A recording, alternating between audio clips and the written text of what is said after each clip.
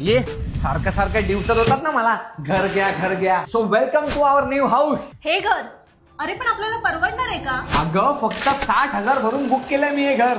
त्या आईला मजाच मजा. आपल्याला फक्त लगेज घेऊन राहायला यायचंय.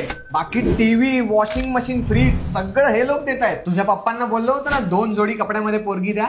शब्द पाळतोय मी. फक्त मॉड्युलर किचन नाही सोबत ट्रॉलीज पण देत आहेत. वॉशिंग मशीन साठी सेपरेट स्पेस आहे आणि इकडे तुझं कॉमन वॉशरूम पण आहे. बाल्कनीत कपडे सुकवायला किती मस्त जागा आहे रे.